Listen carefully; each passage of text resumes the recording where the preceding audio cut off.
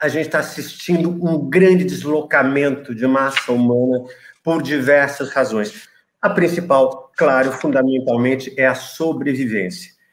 E, neste momento, com esta massa toda se deslocando, os países que antigamente eram mais receptivos, eles começaram a criar maiores restrições na contramão desta necessidade.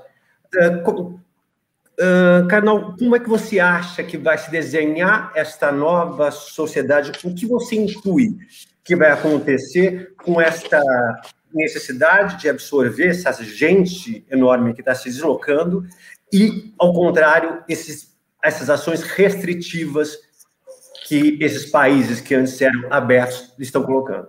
Infelizmente, a resposta generalizada, especialmente nos países do primeiro mundo, tem sido o aumento da xenofobia. Então, os países da Europa e mesmo Estados Unidos viveram ondas de resistência maior à imigração. E tanto a imigração legal e ilegal, quanto a concessão da situação de refugiado.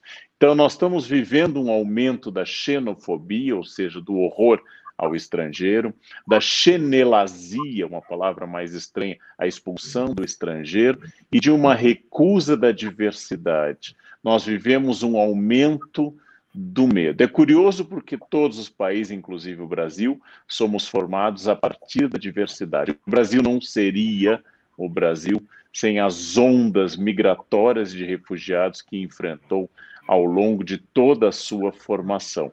Mas, infelizmente, esse é um momento muito delicado, em que nós temos maior dificuldade em resistência cultural, política e social à concessão do visto de entrada, a concessão da situação de refugiado, e o Brasil, como lembrou Marcelo no início, ainda é um país que concede bastante, mas é inferior o número dessa concessão ao número de pessoas que demandam. Então, o que eu vejo nesse momento é que nós precisamos desenvolver a noção de consciência diante do refugiado, precisamos derrubar a xenofobia e encarar com objetividade e com generosidade o fato de que, sim, nós podemos receber mais pessoas, não apenas por solidariedade, empatia ou compaixão, mas porque isso pode ser uma riqueza para o Brasil, isso pode ser uma riqueza formativa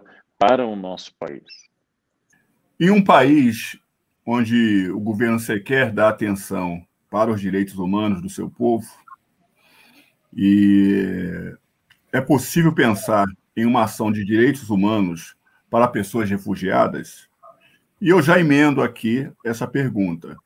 Falo em um contexto onde toda a população está oprimida e ofendida, especialmente pelas consequências da pandemia, que impõe alto custo de desemprego, desordem social, financeira e elevado custo de vida.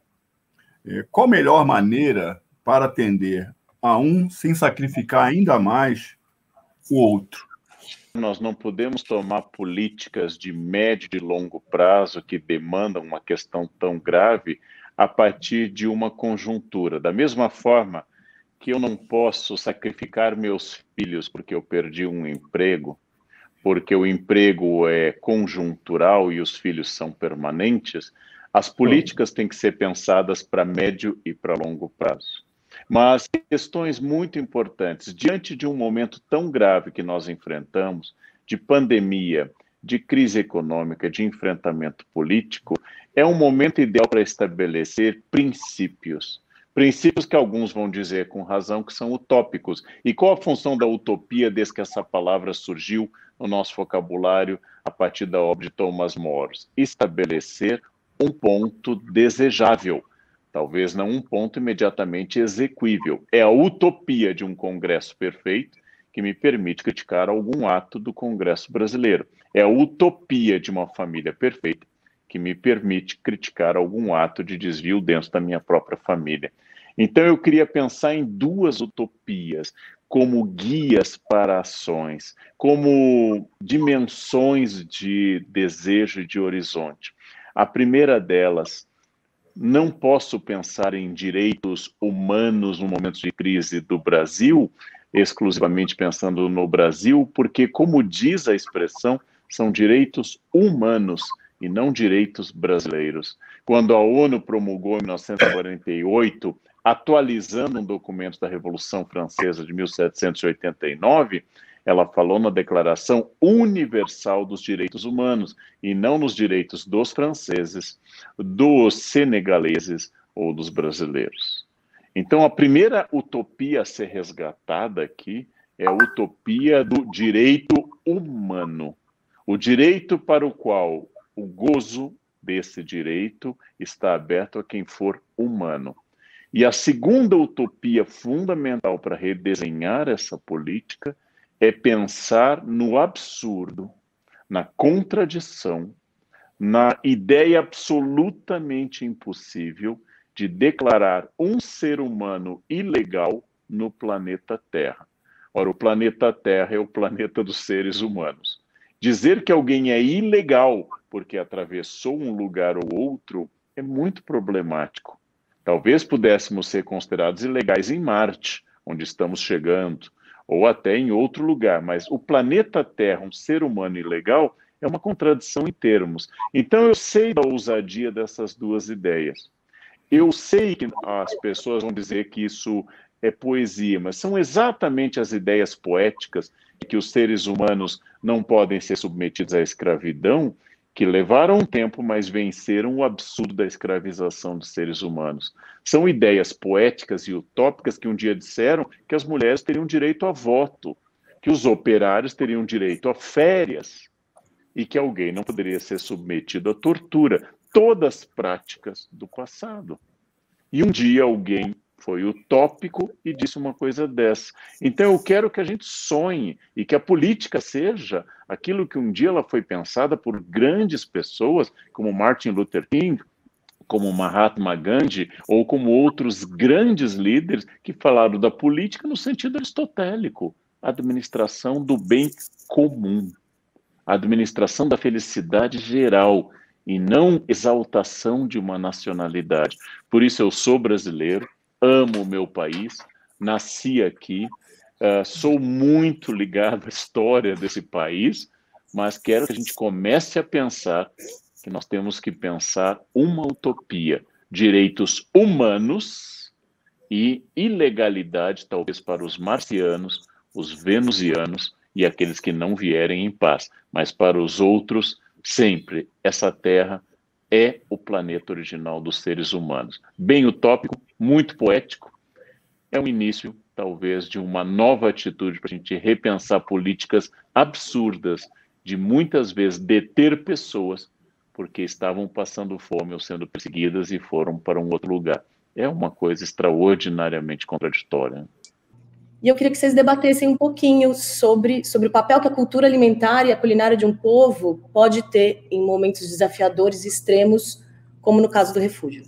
A questão é muito boa, porque nós estamos aptos, como os americanos estiveram, muito mais a admitir a pizza italiana do que os italianos, muito mais o macarrão italiano do que os italianos. Nós estamos aptos a admitir a doçaria de outros países do que os imigrantes que vêm desses países. Então, toda a história da tradição alimentar é uma história de migrações. Vamos começar com a pizza italiana, porque afinal ela usa muito tomate, uma fruta domesticada aqui na América, aqui no México. A Europa foi salva pela batata, vinda aqui da América também. No século XVII e XVIII, a agricultura europeia foi salva e a batata passou a representar um papel extraordinário. Na verdade, a culinária é a parte facilmente identificável das culturas internacionais.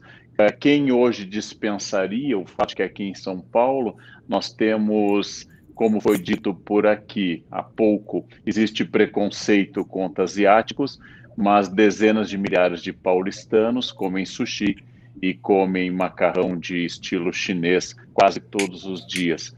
Quem recusaria essa influência? Em Los Angeles, onde eu estive há 2 anos, quando a gente viajava, experimentei diversos restaurantes etíopes em Los Angeles.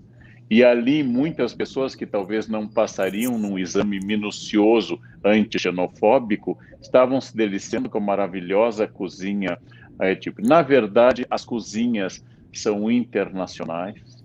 Na verdade, nós usamos produtos onde a mestiçagem, que é tão duvidosa de ser analisada no campo racial, é muito brilhante no campo da cozinha, de mútuas influências, de mútuas e generosas influências. A cozinha é um campo por excelência, e se você analisar aqui em São Paulo, as melhores casas de sushi muitas vezes tem um chefe nordestino como Sushi Man fazendo sushi com peixes brasileiros para um público brasileiro descendente de alemães, africanos e outros, e tudo isso integrados ao redor da mesa. Na verdade, a mesa é um elemento de comunhão, e talvez não é à toa que nós não teríamos sequer fenômenos muito religiosos como o Natal se não houvesse algo para comer. Passa lá em casa no Natal só para a gente falar do Natal. Não dá, né? Tem que comer, tem que beber, tem que introduzir coisas que possibilitem a sociabilidade.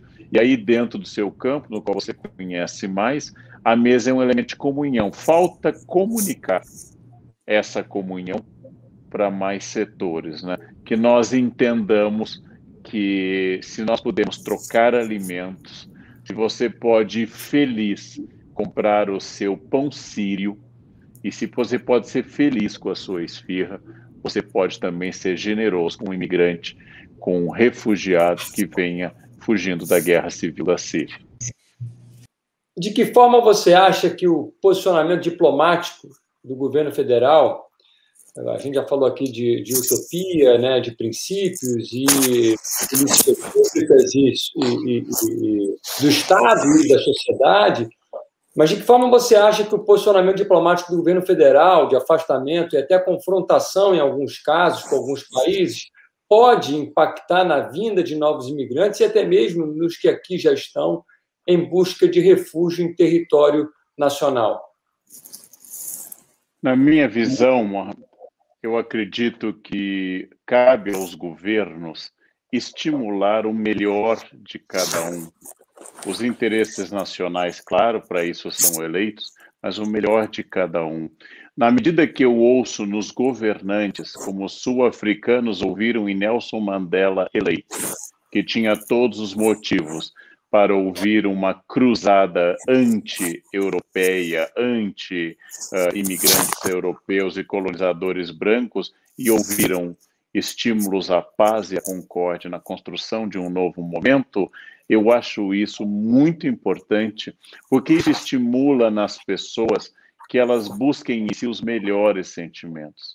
Quando um governo, seja ele qual for, estimula a xenofobia, estimula o enfrentamento, faz referências negativas a outros países, ela não apenas vai atingir, essa fala não apenas vai atingir as pessoas, os países, as relações, mas estimular dentro de nós o pior.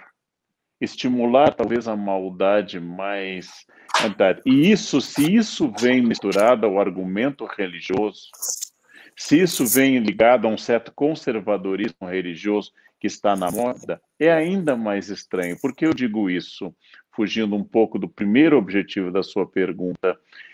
A religião judaica foi fundada por uma migração. Abraão não nasceu na Terra Prometida, nasceu em Ur, segundo as narrativas da Escritura. Migrou amando de Deus e foi migrante para a Terra Prometida, ao Egito, e voltou. No livro seguinte que narra a história dele, a história dele está no Gênesis, no Êxodo, Deus diz no capítulo 23, versículo 9, para os judeus como ordem: não oprimas os estrangeiros, porque tu também foste estrangeiro na terra do Egito. Eu acho muito forte essa frase. Não oprimas os estrangeiros, Êxodo 23, porque tu também foste estrangeiro na terra do Egito. Eu acho muito forte. Vamos lembrar que para os cristãos, Jesus teve que migrar no ventre da sua mãe por ordem de um governo estrangeiro. Augusto mandou um recenseamento e eles foram para Belém. Nasceu em Belém. Tiveram que migrar por ordem de um outro governante, Herodes, que queria matá-lo, e foram para o Egito.